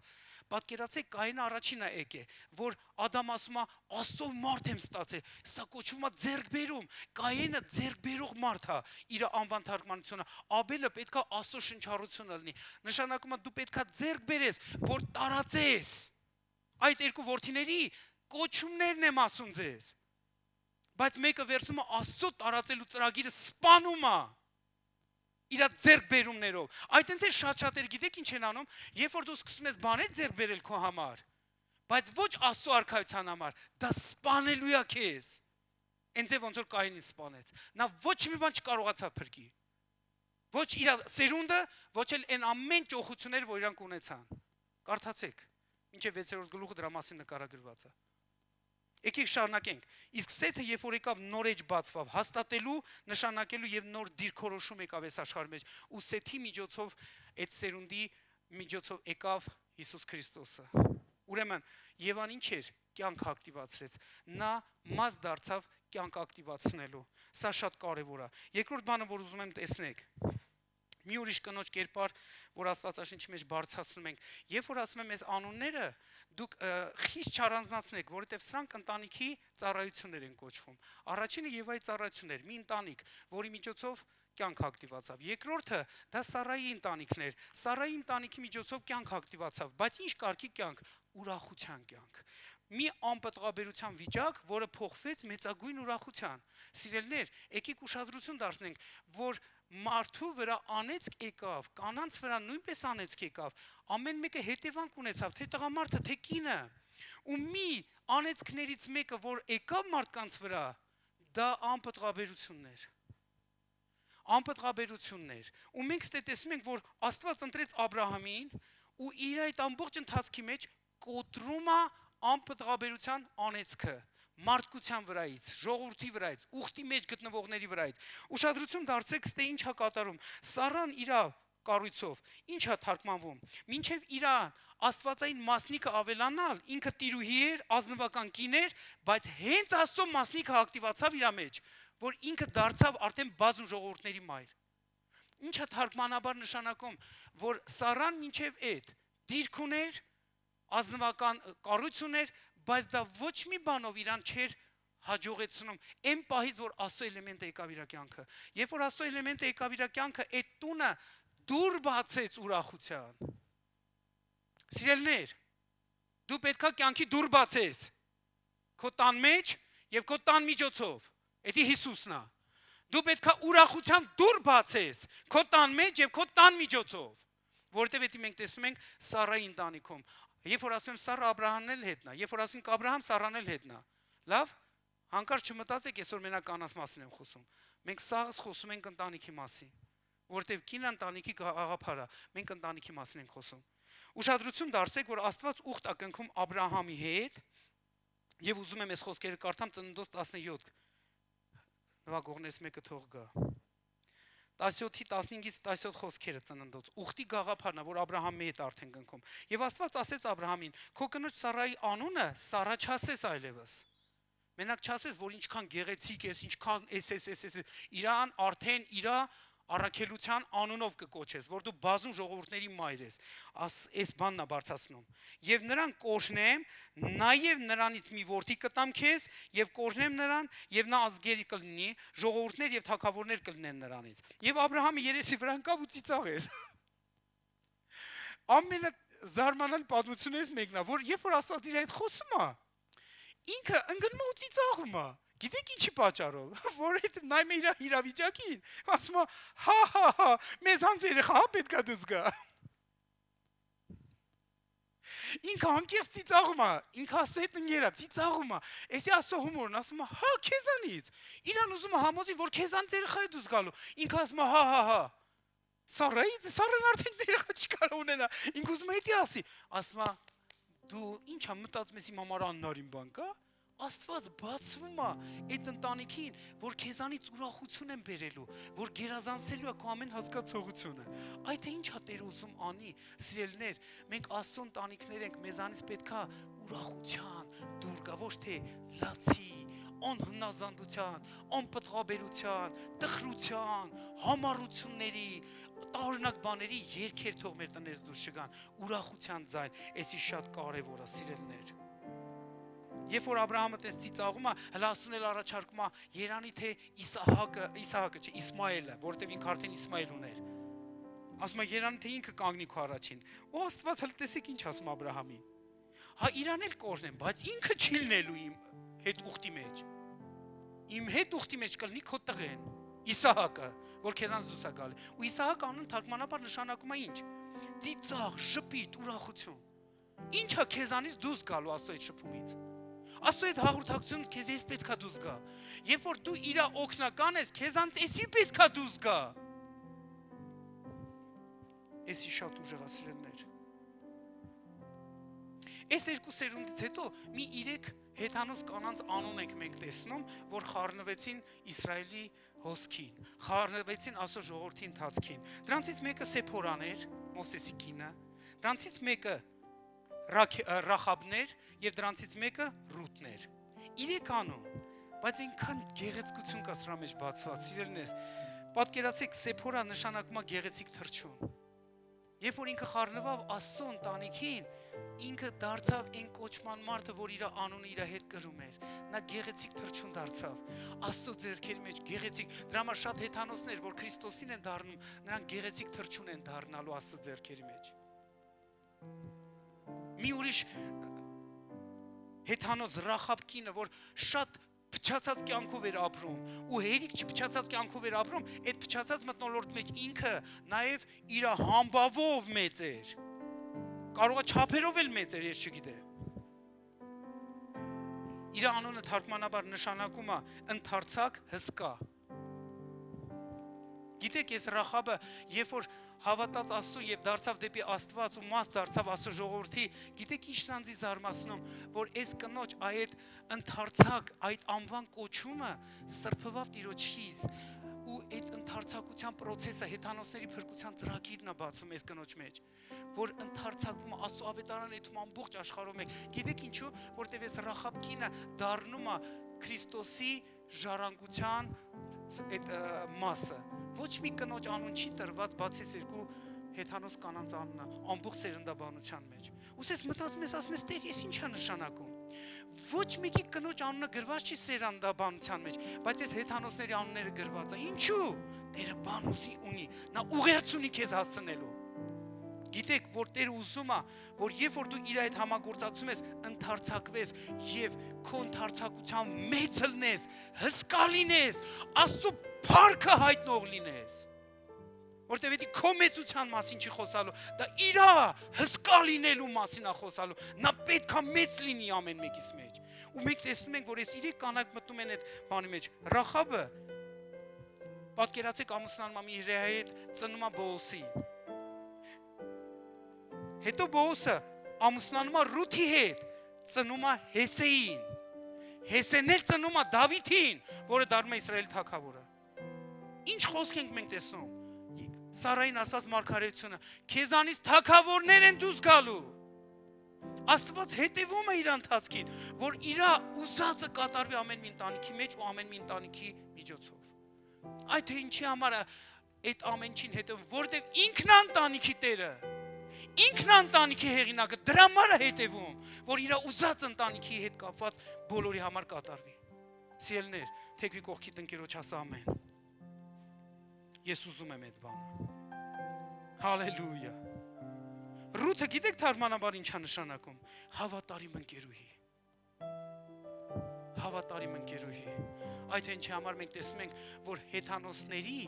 այս ճոխությունը, որ փրկության մեջ է գալիս Աստծո մեջ, նրանք շատ հավատարիմ են դառնում։ Գիտեք, շատ մուսուլմաններ, որ դարձ են գալի քրիստոնյա են դառնում, շատ քրիստոնյա ընտանիքներում ծնված քրիստոնյանից ավելի հավատարիմ են դառնում։ Գիտեք ինչու՞։ Որովհետև իրանք հասկանում են, որ այդ իրանց համար մահվան հարցը, բայց մենք քրիստոնյաներս պահում ենք մեզի անհավատարիմ մարդկանց պես, լինելով քրիստոնյա ազգի մեջ ծնվածներ։ Թող ոչ մի անհավատարմություն չգտնվի, թող Տերը նայի մեզ ասի հավատարիմ ընկերուհի։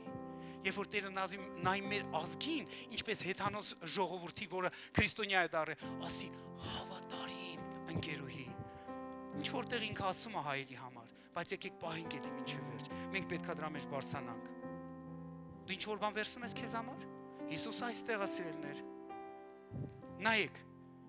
ուզում եմ, որ դուք ուշադրություն դարձնեք։ Երրորդ կնոջ կերպարը, որ մենք տեսնում ենք, դա Անան է։ Անան նույնպես մի ընտանիքի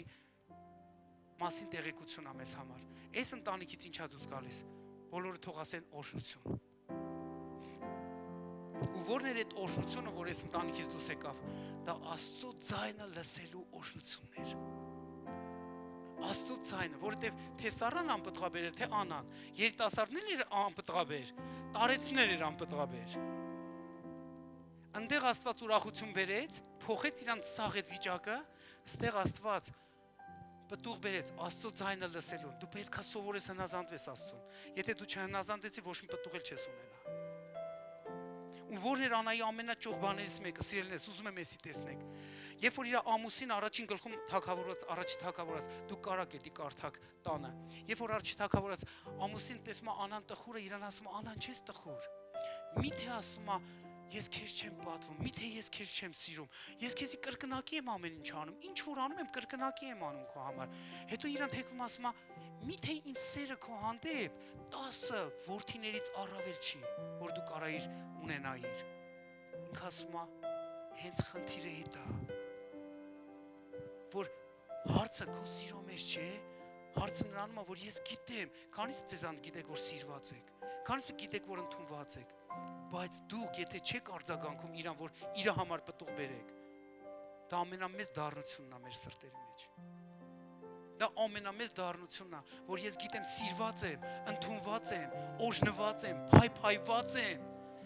բայց եթե այդ սիրո պտուղը ինձանից դուրս չեկավ, ես դժբախտ եմ դառնում։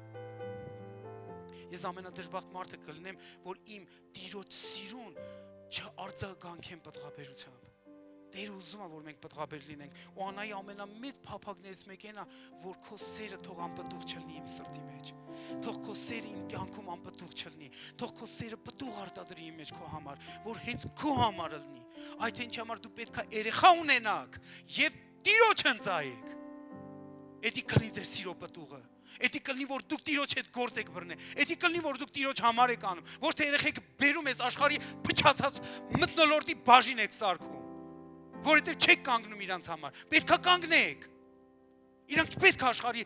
բաժին դառնան։ Իրանք Աստծուց եկած պարգև են։ Ձեր սիրո պտուղն է, ոնց է դժոխքի բաժին դառնա։ Մենք պետք է խորագետ լինենք։ Սիրելիներ, ես ուզում եմ, որ դուք ընտանիքի այն խորհուրդը ընկալեք, Աստված ինչի է այս բաները ուզում, որ դու իմանաս։ Մեր երեխեք չպետք է դժոխքի բաժին դառնան։ Մեր սերունդները դժոխքի բաժին չպետք է դառնան։ Անան հետ ասում, Ես ուզում եմ, որ քո սեր անպտուղ չլինի, ու այդ պտուղը ես ուզում եմ քեզ նվիրեմ։ Ու ինքը Աստծո հետ է դա անում, որտեվ հասկանում Աստված ջան, եթե դու չտաս այս բանը, ոչ մեկ ուրիշ չի կարեսի օգնի ինձի։ Ու ինքը դա անում է ու տալիս Աստծուն, նա պատիվ է տալիս այդ պտուղ բերելով։ Այդ օրվանից սկսած Սամուելի միջոցով վերականգնում է Աստծուն լսելու Բարքևը, Աստծուն լսելու շնորհքն է վերականգնում։ Սրանք քայլեր են, սիրելիներս, սա քայլ առ քայլ բերում է մեզ Քրիստոսին։ Սա քայլ առ քայլ մեզ բերում է Քրիստոսին։ Ինչ զորավոր է, սիրելիներս, Սամուել անունը թարգմանաբար նշանակում է Աստծուց լսված եղավ։ Մեկնարկը լսելու առումով Աստծո ձայնի Անայի պատճառներ։ Դու քո ընտանիքով դու կարաս պատճառ դառնաս, որ Աստծուն լսելու այդ ճոխությունը արձակվի աշխարհի մեջ, որ քո երեխեքը լսեն Աստծուն, լսեցին Աստծուն, ուրեմն իրանց միջոցով շատերը կլսեն Աստծուն։ Սիրելիներս, էսի ուժեղա։ Մենք հետո կարդում ենք Եղիսաբեթի մասին։ Եղիսաբեթը մի հետաքրքիր անձնավորություն էր։ Եղիսաբեթը, երբ որ այս աշխարհում եկավ, ինքն էլ մի ուրիշ ընտանիքի մաս էր, էլի անպտուղ մարդ, անպտղաբեր մարդ, սիրելիներս։ Մենակ այս պատմությունների մեջ 3 անպտղաբեր մարդ ենք տեսնում։ Իսկ 5-րդին մենք տեսնում ենք, որ ամենաառեղծվածային թեման է իր միջոցով ակտիվանում, որ առանց մարդ ճաշակելու երեխա ունեն։ Սա Աստծո մտածմունքն է, սա Աստծո ուզածն է, որ դու իմանաս այս սաղ ճանապարհը ինքը օգտագործում է կանանց ընտանիքի սյուներին, ինչի համար, որ ջախջախի սատանայի գլուխը։ Ու դու քո ընտանիքը վերցնես փչացնես քո խոսքերով, ու դու քո ընտանիքը վերցնես անարգես քո անպատվելով, որ քո տան տղամարդին չես պատվում, ու դու մտածում ես, որ դու կարաս պտղաբեր լնես, դա չի գործում։ Եթե դու քո երեխեքին սիրում ես, բայց քո ամուսնուն չես պատվում, դա չի գործելու։ Քո երեխեքի վրանից կարաս բերես։ Դու քո ամուսնուն պետքա պատվես, ոնց որ Աստծուն ես պատվում։ Ինչու՞։ Որ քո երեխեքի վրա անեծք չկա։ Մենք դա տեսնում ենք Աստվածաշնչի մեջ։ Մեր երեխեքը պետքա մեզանից սովորեն Աստծուն պատվելը, որ հետո վաղ մեկ էլ հլնեն, եթե դու քո հորը չես պատվում, դու քո ամուսնուն չի պետքա պատվես։ Եթե դու քո հորը չպատվես, երբեք քո ամուսնուն չես պատվելու։ Ուր մնաց ամուսնու հորը պատվես։ Լսեք, լուրջ բաներ եմ ասում ձեզ։ Մենք ստե տեսնում ենք կողոպուտը ազատագրված, ու Աստված այս ամենի մեջ փոփոխություն է բերում։ Հիմա Եղիսաբեթի անունը թարգմանաբար նշանակում է Տերն է իմ երթումը, կամ իմ ողորմությունը, Տերն է։ Եղիսաբեթ անունը այսպես է թարգմանում, այս ընտանիքի մեջ ինչա տեղ ունենում, Աստված այցելություն անում ու երեխա է տալիս այս ընտանիքին, որի անունը Հովանես է։ Հովանեսը, պատկերացեք, այս ընտանիքը ծնունդ է տալիս Աստծո շնորհքին, որտեղ Հովանես անունը թարգմանաբար նշանակում է Աստծո շնորհք կամ Աստծո ողորմություն։ Եվ որ Հովանեսը ծնվում է, այդ ընտանիքը շնորհք է ձեռք բերում, Աստծո բարեհաճությունն է վերապրում։ Քո ընտանիքը պետքա Աստծո այդ գեղեցկությունը հայտնես աշխարհին։ Քո ընտանիքը պետքա Աստծո շնորհքը հայտնես աշխարհին։ Այդ գեղեցիկ ողորմությունը հայտնի։ Դու չպետքա կծես ոչ մեկին։ Քո ընտանիքը շնորհք պետքա բերի, ոչ թե անշնորհքություն։ Սիրելիներս, բոլորիս կանայք ընտանիքի խորհուրդներ ենք ասում, մեր ընտանիքների մասին ենք խոսում։ Ինչ Աստված ուզում քո ընտանիքի միջոցով բերի։ Նրանք էլ ովքեր իրենց սեփական ընտանիքը չունեն, դու կարաս էսի երազ ես, որ ունենաս, ու կունենաս, որտեվ Տեր ուզում է։ Սիրելիներ, եկեք ուշադրություն դարձնենք։ Հովանեսը թարգմանաբար նշանակում է շնորհք, ողորմություն։ Մենք հետո տեսնում ենք վերջի կնոջ կերպարն եմ ասում, Մարիամը։ Մարիամ անունը թարգմանաբար նշանակում է դառնություն։ Մարիամի այս առաջին մասը իրական նշանակում է տիրուհի, հոգատար, ծանրաբարո։ Բայց ինչի համար է ինքը դառնություն համարվում, ավանդույթը ասում է, որ այդ ժամանակաշրջանում, որ Մարիամը ծնվել է, այդ դուստրը ծնվել է, այդ աղջիկը որ ծնվել է, Իսրայելը գտնվում էր սխալ վիճակում, այսինքն գերության մեջ, կողոպտված վիճակում, հալածված, մերժված, անարգված։ Ու ծնողները այս անունը դնում են իրանց այդ երեխու վրա իրավիճակի պատճառով, որը դառնություն է իրանց պատճառում։ Ու իրանք հիշում են այդ դառնությունը, ու այդ իրանց համար ասես ոնց որ ամեն անգամ սենց ցավի թեմա է։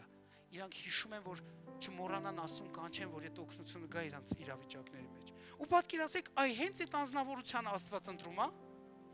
որը դառնության գաղափարը ու վերցում է այդ դառնությունը ամբողջությամբ փոխում է փրկության։ Հիսուս Քրիստոսը ծնվեց Մարիամ միջոցով։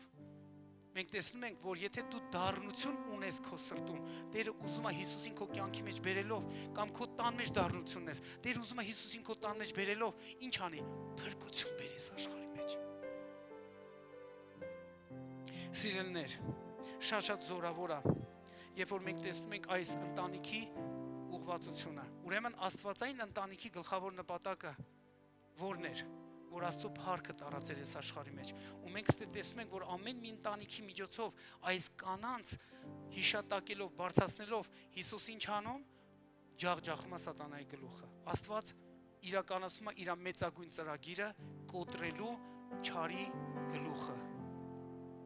Դրա համար հիմացեք, երբ որ դուք Հիսուսի հետ սկսում եք համագործակցել, դուք Աստծուց շնորհք եք ստանում, Աստծուց ուրախություն եք ստանում, կյանք եք ստանում, Աստծուց օրհնություն եք ստանում, Աստծո ձայնը լսելու հնարավորություն եք ստանում եւ վերջիվերջո փրկություն եք ակտիվացնում, որովհետեւ ձեզանց այս 5 բաները պետքա դուրս գան։ 5-ը շնորհքի թիվ է Աստվածաշնչի մեջ։ Այս 5 բաները պետքա քեզանց դուրս գան։ Քո ընտանիքից այս 5 բաները պետքա դուրս գան։ Ամեն բան պետք է անես, որ քո ընտանիքից այս 5 բաները դուրս գան։ Կյանք, բոլորը ինձ հետ միասին ասեն։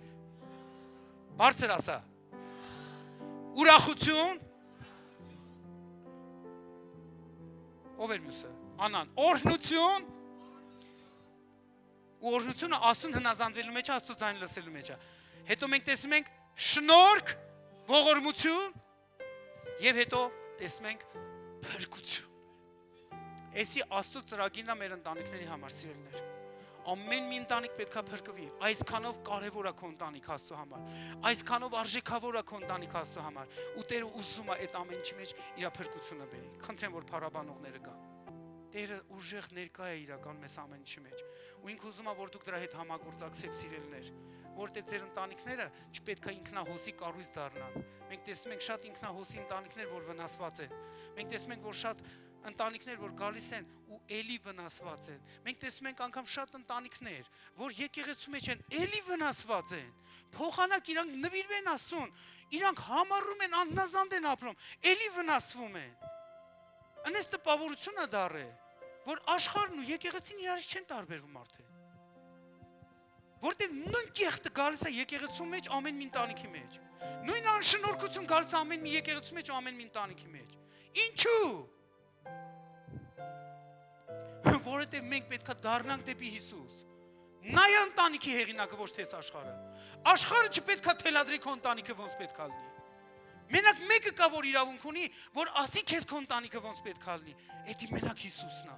Ինչու՞։ Որովհետև նա է որոշում ընտանիքը ինչպիսին պետք է լինի։ Ու դուք տեսաք, իր գաղտնիքներից մի քանի բան, որ ես ձեր հետ կիսվեցի, շատ բան կարամ խոսամ, բայց այս մի 5 բանով ուզում եմ ավարտեմ։ Սիրելիներ, ուզում եմ, որ կանգնես քո ընտանիքի համար։ Ուզում եմ, որ դու քո ընտանիքի մեջ եղած ամեն մի բան, որ Աստծո ուզածին համաձայն չի, դու դուրս հանես քո սրտից, քո հարաբերություններից, քո վերաբերմունքից։ Ուզում եմ իրականում, որովհետև գիտեմ, որ Տերն է ուզում։ Քո ընտանիքը սրբության վայր պետք է լինի, ոչ թե պղծության։ Քո ընտանիքը պետք է միաբանության, քաղցրության վայր լինի, եւ ոչ թե կոնֆլիկտների, լարվածությունների, կռիվների, անհաշտությունների, դա սաղ աշխարհի ձևն է։ Երբեք աշխարհի ձևը մի մցրեք ձեր տների մեջ։ Դուք աշխարհից փրկվել եք ոչ թե աշխարհի ձևով ապրելու համար, դուք աշխարհից փրկվել եք, որ երկնքի ձևով ապրեք։ Լսում եք։ Մենք աշխարհից փրկվել ենք, որ երկնքի ձևով ապրենք։ Մենք չպետք է աշխարհիկ հաճույքները բերենք մեր տների մեջ, չպետք է աշխարհիկ ձևերը բերենք մեր տների մեջ։ Աշխարհիկ ձևերը, ես որ ասում եմ, այդ մեղավոր, կեղտոտ բաների մասին, ոչ թե այն լավ բաների մասին, որ Աստված տվել է, մենք իրան կարանք դրա համար փառաբանենք կամ փառք բերենք։ Քո տունը Եդեմ է կոչվում։ Ու այդ Եդեմը պետք է Տիրոջ ներկայությունով ողողվի, որ քո Եդեմից Աստծո ուզածը դուրս գա։ Թող ինչ որ մեկ ասի ամեն։ Եկեք բարձրանանք։ Հալելույա։ Հալելույա։ Հալելույա, սիրելիներ։ Ով է համաձայն այս թեմայի հետ։ Իսկ ով հələ դեռ մտածելու թեմա ունի։ Կարաս մտածես, ոչ մի խնդիր, դու կարաս համաձայնել լինես, համաձայնել չլինես։ Մենք բոլորս էլ ընտրություն ունենք։ Բայց ես խորհուրդ եմ տալի քեզ ավելի լավ է համաձայնվես։ Գիտեք ինչու, որտեվ ինչքան շուտ համաձայնվես, այնքան շուտ փոփոխություն կվերապրես։ Ինչքան երկարացնես, ձգձգես, համառես, դու դժվարություն կունենաս։ Քեզ պետք է շատ արագ լինես։ Երբ որ Աստծո խոսքը գալիս է, վերցնես շատ ուժեղ եւ դրան համապատասխան բաներ ազատագրես քո տան մեջ։ Երբ որ մյուս շաբաթը գաս ստեղ ծառայության, սիրելիներս, որ դու ոչ թե մի քայլ առաջ լնես առաջ, այլ մի 10 քայլ արդեն արած լնես։ Քո ընտանիքի փրկության գործի համար, քո ազգատոհի, քո երեխեքի, քո սերունդների մի 10 քայլ արած լնես։ Իսկ դա պետք է որ դու անես, սիրելիներ։ Ով ուզում իրականում իր ազգատոհով ինքը այդ հարսանիքին մասնակցի։ Այնքան ճոխալնելու։ Սիրելիս, եկեք բարձրացնենք մեր ձեռքերը։ Եկեք ուղղակի խոնարհվենք հենց հիմա Տիրոջ առաջ։ Այո Տեր, դուք կամաց այդ երգը կարաք երգեք։ Եկեք ասենք Հիսուսին. Հիսուս, ես իմ ամբողջ ընտանիքը բերում եմ քո առաջ։ Իմ անձնական ընտանիքը, իմ հայրական ընտանիքը, ես բերում եմ քո առաջ։ Ու քո կարիքը ունեմ։ Քո խոսքը ասում է, որ դու ես ընտանիքի հիմնադիրը եւ հեղինակը։ Ես չեմ ուզում այս աշխարհի փորձառության հետ գործ բռնեմ։ Ես ուզում եմ քո հետ գործ բռնեմ, որտեղ մենակ դու իրավունք ունես եւ մենակ դու կարողություն ունես իմ ընտանիքի փրկությունը ակտիվացնելու։ Ես այսօր հանձնվում եմ քեզ ու խնդրում եմ, որ այս ինչ որ դու տվել ես ինձ, ինքը դառնա քո համար Եդեմի վայր, որտեղ մենք կարանք իրար հետ հանդիպում ունենանք եւ այդ կյանքը իմ ընտանիքից դուրս գա այս աշխարհ, քո ուրախությունը իմ ընտանիքից դուրս գա այս աշխարհ, քո օրհնությունը քեզ լսելու հնազանդվելու ճոխությունը դուրս գա այս աշխարհ, քո ողորմությունն ու շնորհքը իմ ընտանիքից դուրս գա այս աշխարհ եւ քո փրկությունը ոչ միայն իմ ընտանիքի մեջ, բայց իմ ընտանիքից դուրս գա այս աշխարհ։ Ես ուզում եմ այս բանը քեզանից Հիսուսի զորավոր անունով։ Հալելույա։ Եկեք հիմա աղոթենք մեր ընտանիքների համար։ Հիսուս, մենք հենց հիմա քո առաջ բերում ենք մեր ընտանիքները։ Շնորհակալություն ենք հայտնում, որ դու պարգևել ես այս ընտանիքները մեզ։ Մենք օրհնում ենք մեր տները, մեր ընտանիքները, մեր տան անդամներին։ Խնդրում ենք, որ չարի ամեն խորհուրդներն ու ծրագրերը քանդված լինի։ Բոլոր նրանք, ովքեր մեզ նայում են, Տեր ջան, խնդրում ենք նաև իրանց ընտանիքների համար, որ այդ ընտանիքները դառնան դեպի քեզ եւ չապրեն այն ստանդարտով, որ այս աշխարհն է թելադրում, այլ ապրեն այդ երկնային նախասահմանության, որ դու նախասահմանել ես, որ յուրաքանչյուրի ընտանիքը նա քո հետ համագործակցության մեջ կա, որ տեսնի այն փառքը, որ դու ունես այդ ընտանիքների մեջ եւ այդ ընտանիքների միջոցով իրականացնելու։ Մենք օրհնում ենք ու խնդրում ենք Տեր, բժշկի յուրաքանչյուրին, բժշկի յուրաքանչյուրի հարաբերությունը, բժշկի յուրաքանչյուրի տունը, տեղը, բժշկի յուրաքանչյուրի հարաբերություններ ընտանիքում։ Տեր, թող այդ բժշկությունը ակտիվանա ամեն մեկի համար, Հիսուսի զորավոր անունով։ Հալելույա։ Ամեն։ Փառք Աստծուն։ Ամեն անգամ Աստված ուղարկում է իր խոսքը եւ բժշկում է մեր սրտերը։ Հիասքանչ է, որ մենք կարող ենք լսել Աստծո խոսքերը։ Ուզում եմ խոսքս հատուկ ուղղեմ բոլոր նրանց, ովքեր առաջին անգամ դիտում են մեզ։ Հիսուս քեզ շատ սիրում է։ Նա ամեն բան դրել է զոհասեղանին, որ դու կյանք ունենաս այսօր եւ առավելին ունենաս։ Այս աշխարհում կա մեղք եւ մեղքը սպանում է մարդկանց, տանջանքի մեջ է բերում մարդկանց։ Ուզում եմ մի հատված քեզ համար ընթերցեմ Եսայիա մարգարեության 53-րդ գլխից։ Հավատում եմ, որ նա շատ օգտակար կլինի քեզ համար։ Ով հավատաց մեր լուրին եւ Տիրոջ բազուկը ում հայտնվեցավ, որտեւ նա մատաղատուղինքի պես դուրս եկավ նրա առաջին եւ արմատի պես ծարավուտ երկրից, ոչ կերպարանք ուներ, ոչ էլ վայելչություն, եւ մենք տեսանք նրան եւ մի տեսք չկար, որ նրան ախորժեինք։ Նա անարգված էր, մարդկանց երեսից ընկած, հարվածների տեր եւ ցավի տեղյակ եղավ, եւ մի այնպիսին, որից պետք էր երես ծածկել, անարգված էր եւ մենք նրան ոչինչ էինք համարում։ Հիրավի նա մեր ցավերը վեր առավ եւ մեր վիշտերը բեռնեց իր վրա, բայց մենք նրան պատոհարված էինք համարում, Աստվածանից զարկված եւ նկուն եղած։ Բայց նա մեր մեղքերի համար վիրավորվեցավ եւ մեր անօրենությունների համար հարվածվեցավ։ Մեր խաղաղության պատիժը նրա վրա եղավ եւ նրա վերքերով մենք բժշկվեցանք։ Մենք ամենքս մոլորվածների պես ման էինք գալիս, յուրաքանչյուրս մեր ճանապարհներում, եւ Տերը նրա վրա դրեց մեր ամենիս մեղքը։ Սիրելի բարեկամ, Այսօր դու ունես հնարավորություն կյանքդ նվիրելու Հիսուսին։ Ու ես հավատում եմ, որ երբ որ այս աղոթքը դու ինձ հետ միասին կբարձրացնես, Հիսուսը կգա քո սրտի մեջ, կդառնա քո Տերը եւ Փրկիչը, եւ քեզ օգնություն կտա, փրկություն կտա, կյանք կտա։ Ուստի աղոթի այս աղոթքը ինձ հետ միասին։ Ամենակարող Աստված, ես խոստովանում եմ քո առջև, որ ես մեղավոր մարդ եմ ու քո ողորմության ու փրկության կարիքն ունեմ։ Խնդրում եմ Հիսուս, որ քո սուրբ արյունով մաքրես իմ բոլոր մեղքերը, իմ բոլոր չարությունները, որ ես արել եմ քո առաջին։ Քո սուրբ արյունով մաքրի եւ բնակվի իմ սրտի մեջ, դարձիր իմ կյանքի Տերը եւ իմ կյանքի Փրկիչը։ Հայր Աստված, շնորհակալություն եմ հայտնում, որ դու ընդունում ես ինձ մեղավորիս եւ որդի ես դարձնում քո արքայության մեջ։ Հիսուսի անունով ես հրատարակում եմ երկնքի առաջ, հանրության առաջ եւ դժոխքի առաջ, որ Հիսուս Քրիստոսը իմ կյանքի Տերն է եւ իմ կյանքի Փրկիչը։ Ամեն։ Եթե դուք այս աղոթքը արել եք, հավատացեք, որ Հիսուսը հիմա ձեր մեջ է, ձեր հետ է, ձեր թիկունքին կանգնած է, ձեր սրտի մեջ թագավորելու է, ձեզ պետք է գտնել մի եկեղեցի, տեղական եկեղեցի, որտեղ կարող եք տնկվել, հաստատվել եւ ձեր հարաբերությունը ինչպես ընտանիքի մարդ զարգացնեք, ճանաչեք եւ առաջխաղացում ունենաք եւ շարունակեք Հիսուսին ճանաչել։ Նա սիրում է ձեզ։ Եղեք օրհնված։ Փառք Աստծուն։ Տերը հիասքանչ գործերը անում ու մեզ ընդգրկում այդ գործերի մեջ, մեզ մասնակից է դարձնում, ինչպես մենք կարող ենք մասնակից դառնալ ավետարանի գործին, մեր նվիրատվություններով եւ մեր ընծաներով։ Աստծո խոսքը ասում է, որ նա առատապես մատակարարում է մեզ յուրաքանչյուրից, որ մենք կարողանանք համ վայելենք, համ բավականություն ունենանք, բայց նաեւ ամեն բարի գործի համար նաեւ պատրաստ լինենք։ Ուզում եմ մի հատված ընթերցեմ ձեզ համար առաջին Տիմոթեոսի 6-րդ գլխի 17-րդ խոսքից։ Ներկա աշխարհի հարուստներին եւ բոլորին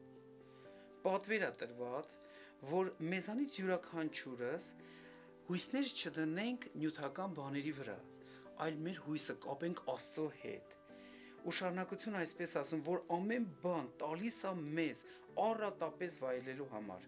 Բարի գործենք, բարի գործերով հարստանանք, առատաձեռնորեն նվիրատվություններով, օգնություններով, ընծաներով օգնություն լինենք ամեն կարոտին եւ ամեն մի գործին, որ ավետարանը բերում է այս աշխարհի մեջ։ Եվ այս ամենի մեջ Աստծո խոսքը ասում է, որ նրա մենք յուրաքանչյուրս մեր նվիրատվություններով մենք մասնակից ենք լինում հավիտենական փրկության գործին։ Ուստի կոչ եմ անում, որ ձեր նվերները եւ ձեր ընծաները դուք չպահեք ու հույսներ չդնեք դրա վրա, այլ աջակցեք, մասնակից լինեք եւ ամեն բարի գործի մեջ հաջողված լինեք։ Օրհնում եմ ձեզ եւ թող Տերը լրացնի ամեն կարոտություն, որ ունեք ձեր կյանքում, ձեր ցանկսի, ձեր հունցքի միջոցով։ Աստված օրհնի ձեզ եւ բարձրացնի ձեզ։ Եղեք շատ օրհնված։ Սիրելի բարեկամ, քո նվիրատվությունները կարող ես փոխանցել հետեւյալ հաշվեհամարին։ Աստված օրհնի քեզ։